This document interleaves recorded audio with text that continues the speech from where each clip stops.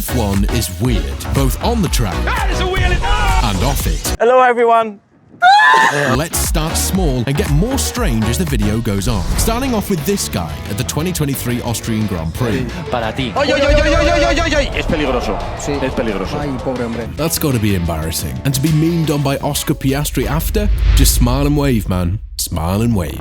We see streakers in sports, but how dumb do you have to be facing the fastest cars in the world?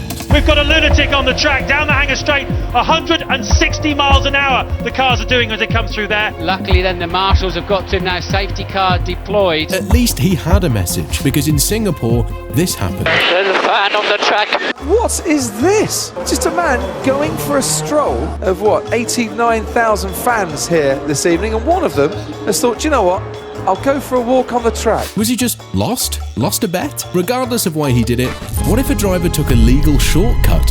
No, not like Mario Kart, but in the 1993 European Grand Prix, Ayrton Senna needed to pit. So just like any other race, he comes into the pits, but when he noticed his team wasn't ready for him yet, he just fires back out onto the track. So what's the issue? Well, back in 1993, there were no pit lane speed restrictions, so not only did Ayrton Senna set the fastest lap time of the race because he avoided the final hairpin corner, he also set a track lap record. Eventually I came in, and sometimes I think they told me to come and I didn't come, and then I told them I was coming and they weren't ready, so I had to go through. Okay, please don't take that as an innuendo. And surprisingly, this won't be the last time we see Ayrton Senna on this list for something even weirder than that. But from 1A to the next, none other than this guy. Fernando Alonso, Brazil 2015. Boobs or bums? Bums. After spinning out, what did he do? I hope he's got some sun cream on. Don't try that at home unless you've got the factor 50. Maybe just stick to sunbathing and leave the cameras to the pros, since as we all know, F1 has one of, if not the best, viewer experiences of any sport. But sometimes it can be hilariously From last name and last name, well, I'll give you their names. It's Kimi Raikkonen and it's Daniel Ricciardo. You know their names anyway. But what if instead of the tech going wrong, what if we get the drivers racing outside of the track? But at the Grand Hotel hairpin, a problem after a collision between Jenson Button and Pedro de la Rosa.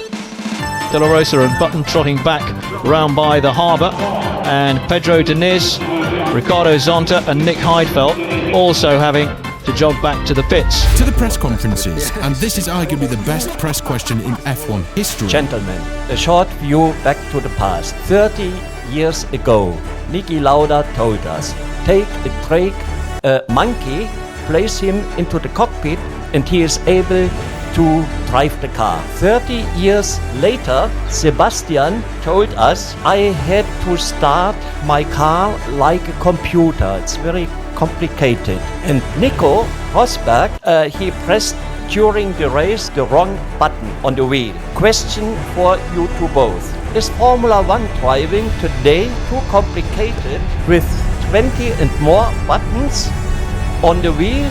What are your wishes for the future concerning the technical program during the race? Less buttons, more, or less and more communication with your engineer? Can you repeat the question? An instant meme in the F1 community, but F1 is no stranger to meme culture. The Reddit page Formula Dank continues to thrive. Oh, you drive and drive. But for one of the most notable memes in recent memory, we go to 2021 and the Monaco Grand Prix. Through Sander Vott, Vettel, is he ahead of Gasly? They're going to go wheel to wheel up Beau Rivage here. Sebastian Vettel and Pierre Gasly. Oh, what has happened? We need to know who's going to come out in front. Oh, I'm sorry. I hope you weren't wondering what was happening at a pivotal point of this race. Now you're about to see something that may never happen again. At the 1997 European Grand Prix, the two championship rivals of the year, Jacques Villeneuve and Michael Schumacher, were trying to solidify their place as world champion. And to give themselves the best chance of securing victory, they needed to put in an incredible qualifying. Jacques Villeneuve in the Williams flew over the line first. Jacques Villeneuve was fastest in the second sector, and he moves up into provisional pole position. 1:21.072 was the time to beat, but it was still early in the qualifying session. session, giving Schumacher or anyone else to beat that time. 14 minutes later, this happens. Michael Schumacher moves up into second place with a time down to the 1,000th of a second. exactly the same as Jacques Villeneuve. But we're not done with this story just yet. Insert the dark horse, Williams' teammate Heinz Harald Frentzen, and with 10 minutes left, looks like he's on a time to beat both the championship leaders. And Heinz Harald Frentzen, it is amazing, I cannot believe this. Heinz Harald Frentzen has done exactly the same time as Jacques Villeneuve and Michael Schumacher and stays therefore in third place. How insane is that? So box. Keep it saying now. So stay up. If only we could hear what they were saying at that moment, like you can nowadays. It makes F1 so fun from a viewer's perspective, leading to capturing goldmine quotes from the drivers. Here's our top 3 in recent memory. My gloves and steering wheel. Gloves! Mark, gloves! Hey, steering wheel! Somebody tell him to give it to me. Come on! Move! Smooth operator. Smooth operator. It's Friday then. It's Saturday, Sunday. What? It's Friday then. Welcome to the ultimate duel of Giancarlo Fisichella versus grid spots. There's one of the Benettons coming into line. Giancarlo, what's going on? Everything is normal, sorry, I made a mistake. The man just forgot where he was meant to be at the 2001 Malaysian Grand Prix. 2 years later, at exactly the same track, It's an embarrassing moment for Fisichella. What's wrong?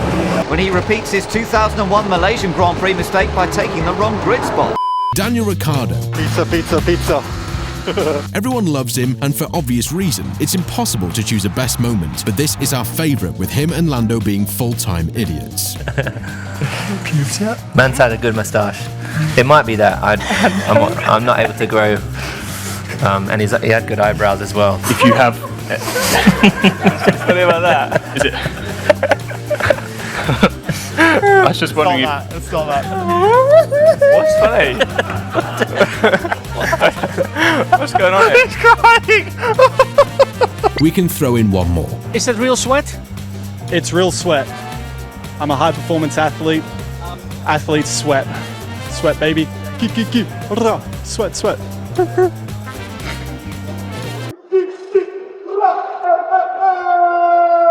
Back in 2001, both Jordan and Arrow's teams decided to play Car Customizer and did this.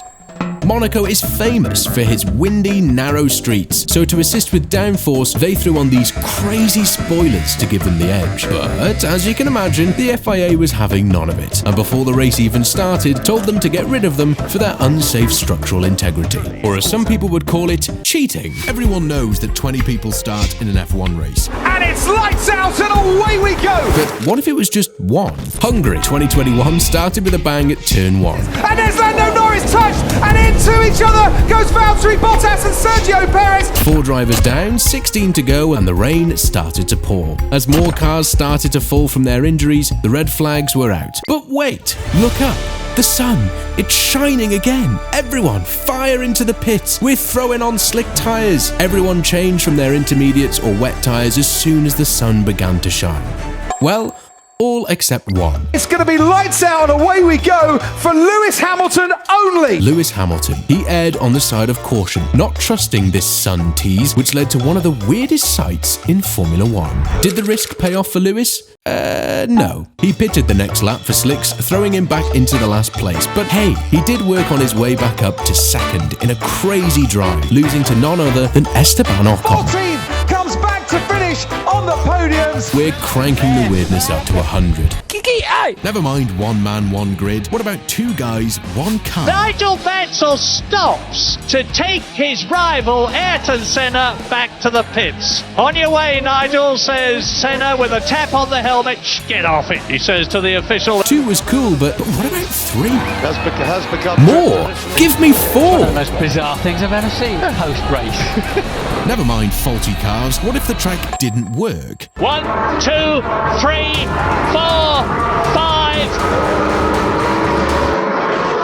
Alton, the lights are still on and Frentzen has jumped the start. Hakkinen has just jumped the start. The FIA was just trolling, leaving the lights on for this long to see if anyone would call their bluff. There is a mandatory period when those lights must go out. In my view, they did not do so. I've never seen this before. Speaking of weird, what about Kimi Räikkönen just being Kimi? Hello. Running in P2, his engine failed and caught fire on him, and instead of going back to the garage to debrief, and a long walk back through the tunnel. That's a good 20 to 25 minutes to the paddock. Kimi, where are you going, man? There's a forlorn Kimi Räikkönen still trying to find his way back. He did this. There is Kimi Räikkönen. He's not even gone back to the paddock. Going to your own boat with your friends to watch the race you were just in to start the drinking early.